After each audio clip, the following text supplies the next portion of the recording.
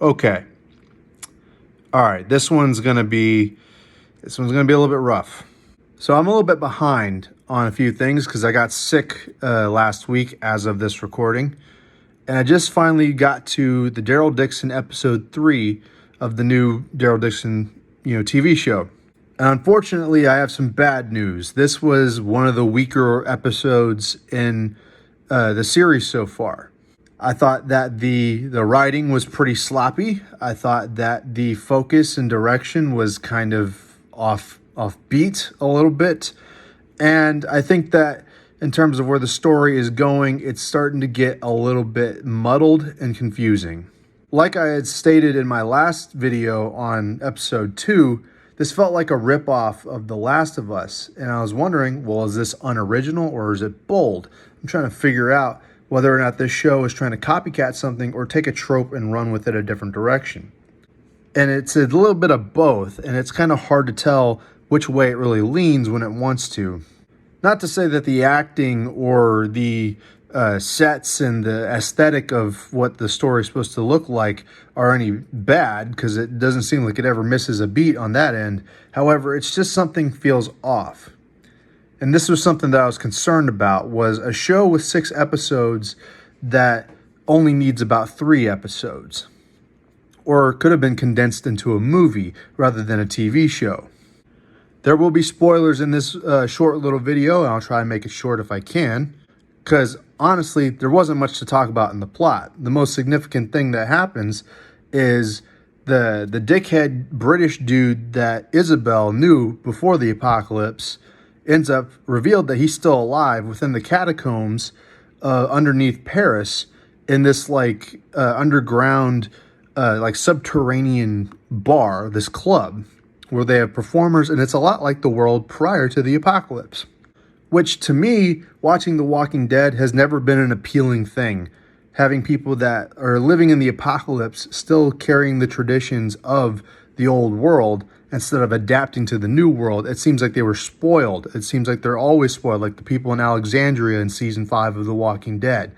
Like, it feels like these are people who have been coddled and have never had to face the adversity of what's like in the zombie apocalypse.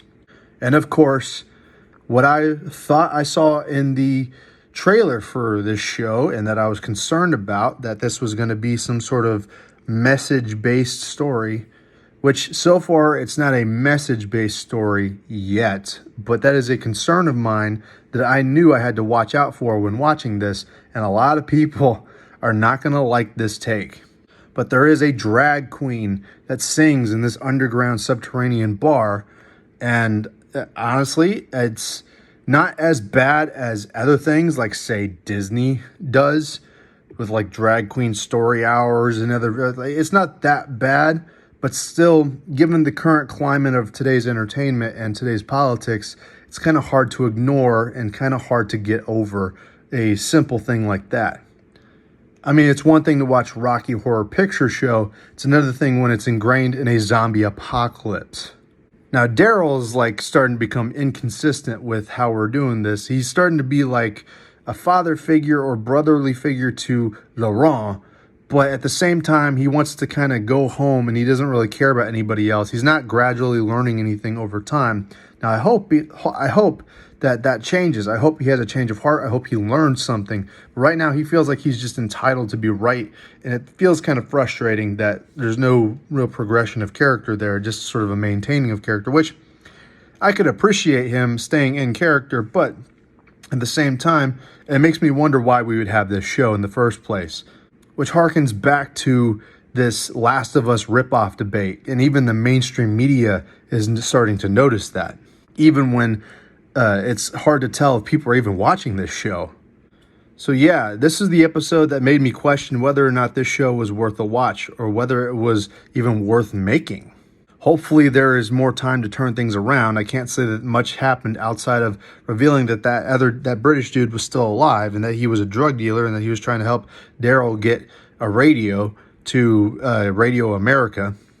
Another thing that we found out was that Laurent basically found out that he is, his mother. He finds out about who his mother was before the apocalypse, and he finds out that Daryl was being a little bit dishonest and that Isabel was being dishonest. It's very much like grainy cookie cutter ABC drama stuff, which is kind of boring, and that it's one of the weaker parts of The Walking Dead as a whole, and is definitely the weaker part of this series so far. So not a good progression from the last episode or the episode before it, but that doesn't mean that this is a lost cause. I think a lot of people would have tuned out at this episode for sure, but I'm sticking to my guns here and I'm going to see it through, and hopefully it gets better, but I'm not going to relent on it if it's not worth the time. And I'm not a nice little shill for AMC. They don't deserve the benefit of the doubt. Nobody in Hollywood does, especially for things like The Walking Dead, which seem like a dead franchise, ironically. But that's it for now. What do you guys think? Let me know in the comments below. If you like what you heard, please like, share, subscribe. And yeah, I appreciate everybody who watches my videos, and I hope you come back for more. I will be reviewing the next episode very soon. This has been Isaac of the Dead. See y'all later. Drive safe. Be nice to everybody. And don't smoke crack.